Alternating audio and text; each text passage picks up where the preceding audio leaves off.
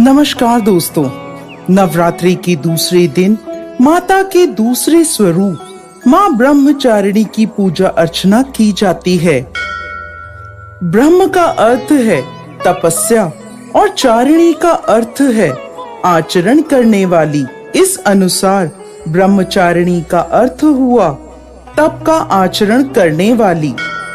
माता ब्रह्मचारिणी ने भगवान शंकर को पति के रूप में प्राप्त करने के लिए घोर तपस्या करी थी। इस तपस्या के कारण माता को तपस्चारिणी, ब्रह्मचारिणी नामों से जाना गया। इनका स्वरूप अत्यंत तेजमय और भव्य है। श्वेत वस्त्र पहने, दाहिने हाथ में जप की माला लिए और बाएं हाथ में कमंडल धारण करे हुए इनकी पूजा करने से साधक का मन स्वाधिष्ठान चक्र में स्थिर होता है।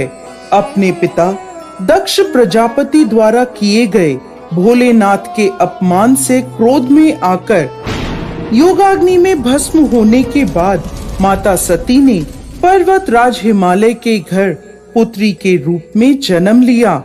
यहाँ उनका नाम पार्वती या शैलपुत्री रखा गया। जब पार्वती बड़ी हुई, ब्रह्मा जी के मानस पुत्र देवर्षि नारद ने उन्हें दर्शन दिए और उन्होंने पार्वती जी को बताया कि यदि वह तपस्या की राह पर चलें तो अपने पूर्व जन्म के पति भगवान भोलेनाथ को वो पति के रूप में प्राप्त कर सकती हैं। नारद मुनि के उपदेशानुसार भोलेनाथ को पति के रूप में प्राप्त करने के लिए पार्वती जी ने घोर तपस्या करी। उन्होंने 1000 सालों तक केवल फल और फूल खाकर तपस्या करी। फिर 100 सालों तक केवल साग खाया।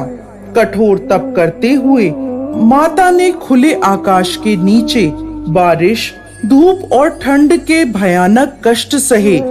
इतनी कठोर तपस्या करने के बाद 3000 सालों तक धरती पर गिरे हुए बील पत्रों को खाकर भोलेनाथ की पूजा अर्चना करी। फिर कुछ समय बाद उन्होंने वह बील पत्र खाना भी बंद कर दिया। इसके बाद हजारों सालों तक उन्होंने बिना कुछ खाए पिए कठोर तप किया। इस तपस्या के कारण देवी का शरीर दुबला पतला और शीर्ण हो गया। उनकी यह निर्बल दशा देखकर उनकी माता मैना को बहुत दुख हुआ।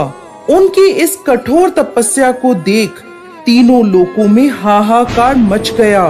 सभी देवता, ऋषि और पुण्य आत्माएं माता की तपस्या की प्रशंसा करने लगे।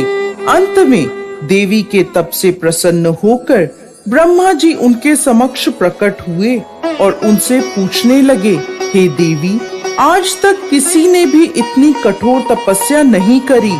ऐसी तपस्या केवल आप ही से संभव है। आपकी इस परम पवित्र और अलौकिक तपस्या की चर्चा चारों दिशाओं में हो रही है। आपकी मनोकामना अवश्य पूरी होगी। आपका विवाह भगवान शिव शंकर से ही होगा और वही आपको पति रूप में प्राप्त होंगे। अब आप इस तपस्या को खत्म करें और अपने घर लौट जाएं। आपके पिता आपको लेने आ रहे हैं। इसके बाद माता ने तपस्या खत्म करी और अपने पिता के साथ अपने घर लौट आईं। और कुछ समय बाद भोलेनाथ ने माता पार्वती को अपनी पत्नी के रूप में स्वीकार किया। लंबे समय तक कठोर तप करने के कारण ब्रह्मा जी ने माता पार्वती को नाम दिया ब्रह्मचारिणी। इस दिन विधि विधान से माँ ब्रह्मचारिणी की पूजा अर्चना करने से सभी मनोकामनाएं पूरी होती हैं और विशेष फल की प्राप्ति होती है। नवरात्रि के पावन पर्व के तीसरे दिन माता चंद्रघंटा के स्वरूप की पूजा अर्चना की जाती है। माँ चंद्रघंटा का यह स्वरूप शांतिदायक और कल्याणकारी है।